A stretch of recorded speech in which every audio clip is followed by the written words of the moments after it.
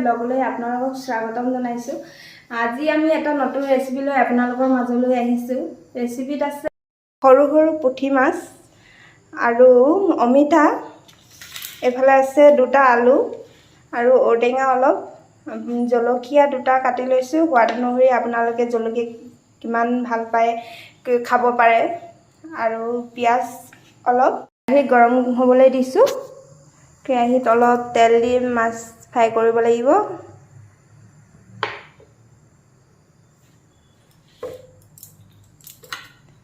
তেলখিনি গৰম হৈছে, ইয়াত আমি এতিয়া মাছ দি দিম।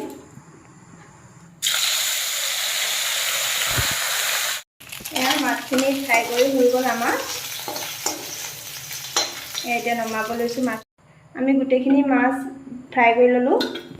মাছ ফ্ৰাই কৰি অলপ তেল থাকি গ'ল, ইয়াত অলপ তেল যোগ কৰি দিম।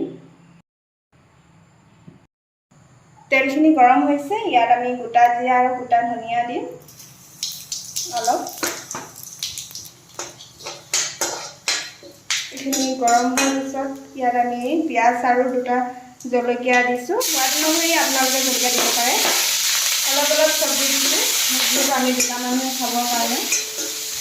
সেই পিঁয়াজখিনি অলপ ৰঙচুৱা ব্ৰাউন কালাৰ হোৱালৈকে ভাজি থাকিব লাগিব। পিঁয়াজখিনি ৰঙচুৱা হৈছে যিহেতু আমি ইয়াত অলপ নিমখ দিছোঁ। পিঁয়াজ আৰু জলকীয়া ভজা হৈ গ'ল, ইয়াত আমি এতিয়া আদা নহৰু পেষ্টটো দি দিছোঁ।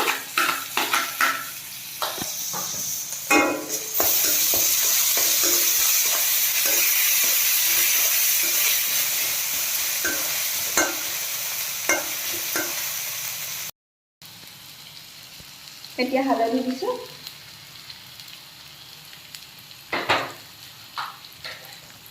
চব্জিখিনি এতিয়া দি দিছোঁ ইয়াত দিছোঁ এতিয়া ঔটেঙা, কাটি থোৱা অমিতা আৰু দুডোখৰমান আলু। এইখিনি গোটেইখিনি মিক্স কৰি ল'ম, অলপ ভাজি ল'ম।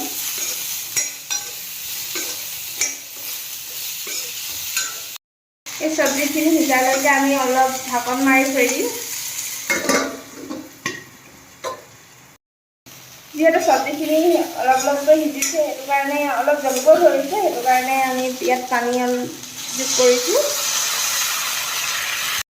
আমি চব্জিখিনি উতল অহালৈকে ঢাকন মাৰি থৈ দিম।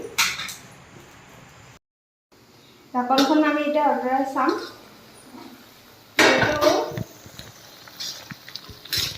যিহেতু চব্জিখিনি সিজিছে আৰু ঔটেঙাবোৰ অলপ অলপ সিজিছে, ইয়াত আমি এতিয়া মাছ দি দিম।